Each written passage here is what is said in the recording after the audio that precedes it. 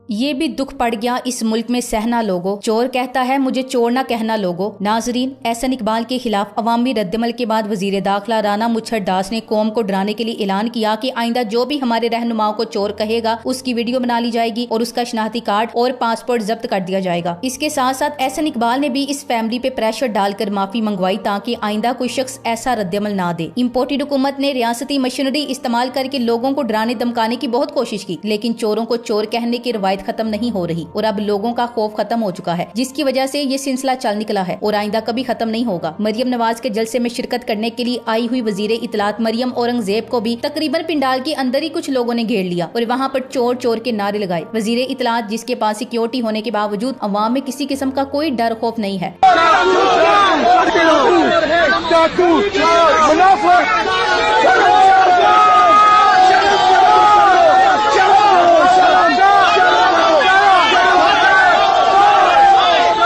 यही वजह है कि जब वो एक अवामी रैली के सामने आ गई तो लोगों ने जमकर नारेबाजी की और इसे चोर चोर के नारे लगाकर शर्मिंदा करने की नाकाम कोशिश करते रहे। नाकाम कोशिश इसलिए कहा है क्योंकि इनके अंदर शर्मो हया तो बाकी नहीं रही, लेकिन जब अवाम इन्हें जलील करती है तो ये सख्त गुस्से में आ जाते हैं, क्योंकि इन्होंने आज से पहले इस किस्म का रद्दमल का सामना नहीं किया। ये गुंडागर्दी और बदमाशी करना जानते हैं, अशराफियां हैं, इसलिए अवाम की आवाज इनके कानों तक नहीं पहुँच पाती। और अगर लोग इनके सामने खड़े होकर इन्हें चोर और लुटेरे कहना शुरू कर दें तो ये इनके लिए एक अनहोना और गुस्सा दिलाने वाला अमल है। अवाम ने इन्हें चोर कहा तो इन्होंने सख्त रद्दमल देकर अवाम को उसी जानिब लगा लिया है कि अब वो बिल्कुल किसी डर और खौफ के इनको चोर कहते हैं कि अब अवाम को पता चल गया है कि ये यहाँ काबू आते हैं और इनकी यही कमजोरी है कि इनके सामने इनको जलील किया जाए। मरियम औरंगजेब एक विफाकी वजीर हैं और इनके पास विफाकी सिक्योरिटी भी मौजूद है, लेकिन लोगों ने किसी किस्म के खौफ का मुजाहरा नहीं किया। और जब वो पिंडाल की जानिब जा रही थी, रास्ते में एक ग्रुप के साथ इनका आमना सामना हुआ तो इस ग्रुप ने जलसागाह के अंदर ही इसको जलीलो ख्वार कर दिया। लोगों के अंदर गम गुस्सा इस कदर भरा हुआ है कि वो इनको देखते ही चोर चोर के नारे लगाना शुरू कर देते हैं। ये इनकी अवाम में कुल औकात है। अवाम के अंदर इनकी ये जलालत अब दिन ब दिन बढ़ती चली जा रही है और ये हर जगह जलीलो ख्वार हो रहे हैं। लोग इनको पहचान चुके हैं और अब ना तो दूसरी पार्टियों के सपोर्टर्स इन्हें कोई इज्जत देते हैं और ना ही अपनी पार्टी के सपोर्टर इन्हें घास डाल देते हैं। किस कदर हैरत अंगेज है कि इनके अपने जलसों के अंदर भी लोग इन्हीं के खिलाफ भरपूर नाराबाजी करते हुए जरा भी नहीं हिचकिचाते। अमूमन किसी भी सियासी पार्टी के जलसे में मुखालिफ नारा लगाना मुश्किल ही नहीं, तकरीबन नामुमकिन होता है, क्योंकि वहाँ मौजूद लोगों की अक्सरियत ऐसे नारों को बर्दाश्त नहीं करती। आप जरा तस्वुर करें कि कोई शख्स पीटीए के जलसे में इमरान खान के खिलाफ नारा लगाए तो इसके साथ क्या होगा। किसी को भी जुर्रत तक नहीं होती कि वो पीटीए के जलसे में इमरान खान के खिलाफ नारा लगा सके। लेकिन नो लीग वो मखौलिया पार्टी बन चुकी है जिसके अपने जलसों के अंदर लोग भरपूर आजादी से इनके खिलाफ नारेबाजी करते हैं और इनकी अपनी पार्टी वाले भी इन्हें कोई घास नहीं डालते, क्योंकि इनके नजदीक भी इनकी कोई इज्जत नहीं है। ऐसा पहली दफा नहीं हुआ, बल्कि मरियम नवाज के जलसों के अंदर आपने ऐसे नारे बहुत दफा सुने होंगे। पाकिस्तान में सियासी डायमेंशन बदल चुके हैं और इमरान खान ने चोरों और लुटेरों के खिलाफ लोगों को बोलना सिखा दिया है। अभी लुटेरों की माशरे में 2 टके की इज्जत भी नहीं है और अवाम के अंदर शौर बढ़ता जा रहा है। यही वजह है कि इनके जलसों के अंदर पैसे लेकर लोग मजबूरी के तौर पर शामिल भी हो जाते हैं, लेकिन वहाँ इन्हीं के सामने खड़े होकर इनके खिलाफ नारेबाजी की जाती है। अगर नवाज शरीफ और इसकी पार्टी की मकबूलियत चेक करनी हो तो ये वाकया टेस्ट केस है, जिसमें इनके सामने इनके लीडरों को चोरों और लुटेरों कहा जा रहा है। इस जलसे के अंदर किसी शख्स ने कोई रद्दमल नहीं दिया। आने वाली इलेक्शन में यही मकबूलियत इनको इसी बुरी तरह जलीलो ख्वार करवाएगी और फिर ये कहेंगे कि धांधली हुई है। इस वक्त इमरान खान चाहे तो पाकिस्तान के किसी भी कोने में सिर्फ 4 घंटों के नोटिस पर तारीख साथ जलसा कर सकता है, जबकि दूसरी जानिब नो लीग एक हफ्ता लगाकर भी चंद 100 लोग इकट्ठा कर पाती है और इनमें भी अक्सरियत पैसे लेकर आती है। इनके जलसों के अंदर इनके खिलाफ नारेबाजी हो रही होती है। हुक्मरानों को समझना चाहिए कि इनके खिलाफ ये गम और गुस्सा सिर्फ उसी वक्त खत्म हो सकता है जब वो आम इंतखाबात में जाएं। इन्होंने मुल्क पे कब्जा किया हुआ है और अवाम का खून चूस रहे हैं। ऐसे में जो मर्जी धमकी दी जाए, लोग इनके खिलाफ गम और गुस्से का इजहार नहीं छोड़ेंगे, बल्कि अब ये रद्दमल बढ़ता ही जाएगा। मुल्क की खराब होती माशी सूरत हाल के बाइस मुल्क में सियासी और माशी गैर यकीनी में मुसलसल इजाफा हो रहा है। मौजूदा हुकूमत की तरफ से मुल्क की माशी सूरत हाल की जिम्मेदारी कबूल करने की बजाय गुज़श्ता हुकूमत पर मुसलसल इल्जाम तराशी से इनकी अपने बारे में किए गए अहलियत और काबिलियत के दावे मशकूक होते जा रहे हैं। इस वक्त मुल्क को जो माशी चैलेंजेस दरपेश हैं, इसकी एक बड़ी वजह यह है कि नई हुकूमत ने इक्तदार संभालने के फौरी बाद फैसला साजी में सुस्त रवैया अपनाई, जिसकी वजह से माशी मसाइल गंभीर तर होते जा रहे हैं और अब हालात ये हो चुके हैं कि तमाम शराइत माने बगैर IMF से कर्ज मिलने का कोई इम्कान नजर नहीं आ रहा। पाकिस्तान में मौजूदा बहरानों से निकलने का वाहिद रास्ता नए इंतखाबात हैं। तमाम सियासतदान बाहमी चपकलश और महाजराई की बजाय अवामी मफादात को मलहूज़े खातिर रखें। 1973 के आइन ने तमाम कौमी इदारों की कानूनी हुदूद का तयन कर दिया है। एक दूसरे की हुदूदों को यूद का एहतराम करना चाहिए। एक दूसरे के मामलात में दखल अंदाजी किसी भी तौर दुरुस्त नहीं। इस हवाले से सियासी क़यादत को बालिग नजरी का मुजाहरा करना होगा। मुल्क को कौम की हालत बदलने के लिए अब महज चेहरे बदलने की बजाय मौजूदा फरसूदा निजाम को बदलना होगा। गुज़श्ता 5 माह से मुल्क में जिस तेज रफ्तारी से महंगाई बेरोजगारी बढ़ी है, इसकी मिसाल पूरी मुल्क की तारीख में नहीं मिलती। ऐसा महसूस होता है कि मुस्लिम लीग नून, पीपल्स पार्टी और दीगर PDM जमातों ने मायशत को वेंटिलेटर पर डाल दिया है। इन लोगों को बार बार आजमाने से अवाम को दरपेश मसाइल हल नहीं हो सकते। हर शोबा हाई जिंदगी से ताल्लुक रखने वाला शख्स परेशान है। खाद की कीमत में 125% तक इजाफे ने ज़राअत के लिए खतरे की घंटी बजा दी है। काश्तकार पहले ही मुश्किलात का शिकार है। इस पर ज़री अजनास की कीमतों में होशरबा इजाफे ने कसर पूरी कर दी है। हकीकत ये है कि तीनों बड़ी जमातों के लिए इख्तिदार का हुसूल महज पावर को इंजॉय करना है और कौमी इदारों को कमजोर करके अपनी करप्शन छुपाना है। 76 बरस से मुल्क में यही खेल तमाशा जारी है। जागीरदारों, वडेरों और सरमायादारों ने दिल खोल कर मुल्क को लूटा है, लेकिन कोई इनका एहतसाब करने वाला नहीं है। हमारे अरबाबे इख्तियार की गुलामी का ये आलम है कि कौम को IMF के साथ मामलात हल होने और इनकी तमाम शराइत मानने की खुशखबरियां सुनाई जा रही हैं। ये अलमिया ही है कि IMF और आलमी कुव्वतों के गुलाम अवाम पर मुसल्लत हैं। इनसे निजात हासिल करने तक तरक्की के ख्वाब पूरे नहीं हो सकते। मरियम औरंगजेब वजीरे इतलात हैं और हर चौथे रोज अवाम को रिलीफ की खुशखबरियां सुनाती हैं और कभी 2000 के लारे लगाती हैं, लेकिन आज तक इन्होंने खुद एक दफा बजट भी नहीं पढ़ा होगा, वरना अवामी गुस्सा समझ आ जाता। जो बजट पेश किया गया है इसमें मुतवस्सित तबके के लिए कोई खास रिलीफ नहीं। विफाकी बजट का तफसीली जायजा लिया जाए तो इसमें गरीब तबके के लिए तो कुछ न कुछ रिलीफ मौजूद है, लेकिन इसमें जो तबका सबसे ज्यादा नजरअंदाज हुआ है और जिस पर सबसे ज्यादा बोझ पड़ने वाला है वो मुतवस्सित तबका है। इसकी बड़ी वजह यह है कि हुकूमत की तरफ से टैक्सों की मद में होने वाले इजाफे और तेल और गैस पर लेवी की मद में इजाफी महसूलात की वसूली से महंगाई में इजाफा होगा और इसका सबसे ज्यादा बोझ मुतवस्सित तबके को बर्दाश्त करना पड़ेगा। अलावाजी इस बजट में कुछ ऐसे टैक्स और लेवीज भी शामिल हैं जिनका बजट तकरीर में तो जिक्र नहीं किया गया, लेकिन ये महसूलात फाइनेंस बिल में शामिल है। अगरचा विफाकी बजट में सरकारी मुलाजमीन की तनख्वाहों में 10% और रिटायर्ड सरकारी मुलाजमीन की पेंशन में 5% इजाफे का ऐलान करने के अलावा तनख्वाहदार तबके के लिए भी 6 लाख की सालाना आमदनी पर टैक्स छूट के साथ साथ 6 लाख से 12 लाख तक की आमदनी पर सिर्फ 100 रुपए टैक्स अदा करने की सहूलत दी गई है। ताहम इसके अलावा मुतवस्सित तबके के लिए इस बजट में कोई रिलीफ नहीं। विफाकी हुकूमत की जानिब से पेश किए जाने वाले बजट में सबसे ज्यादा इजाफा तेल मसनूआत पर पेट्रोलियम लेवी की मद में किया गया। इस हवाले से अगले माली साल में 750 अरब रुपए इकट्ठा करने का हदफ मुकर्रर किया गया है। इसका मतलब है कि अगले माली साल के शुरू में 1 लीटर पेट्रोल और डीजल पर सार्फिन से मजीद 30 रुपए वसूल किए जाएंगे। वाज़ेह रहे कि गुज़श्ता हुकूमत ने इस मद में मजमूई तौर पर 135 अरब रुपए वसूल किए थे और फिर महंगाई की असरात को कम करने के लिए इस मद में वसूली को सिफर कर दिया था। इसी तरह मौजूदा हुकूमत ने आइंदा माली साल में गैस डेवलपमेंट सरचार्ज की मद में वसूली का हदफ 25 अरब रुपए से बढ़ाकर 200 अरब रुपए मुकर्रर किया है, जो गैस की कीमत में इजाफा करके वसूल किया जाएगा। अलावाज़े LPG पर लेवी का मौजूदा हदफ 5 अरब से बढ़ाकर 8 अरब रुपए कर दिया गया है और इसका बोझ भी सार्फिन पर डाला जाएगा। इसके साथ साथ आइंदा माली साल के लिए महसूलात वसूली का हदफ 7000 अरब रुपए रखा गया है। इस सिलसिले में इनडायरेक्ट टैक्सों की मद में 4500 अरब रुपए इकट्ठे किए जाएंगे, जिसमें सेल्स टैक्स, एक्साइज ड्यूटी और कस्टम ड्यूटी शामिल है। हुकूमत के पास अब भी मौका है कि इस हवाले से बजट पर नजरसानी करे ताकि मुतवस्सित तबके की कुव्वत खरीद को कायम रखकर तरक्की की शरह को दोबारा नीचे जाने से रोका जा सके। Thanks for watching.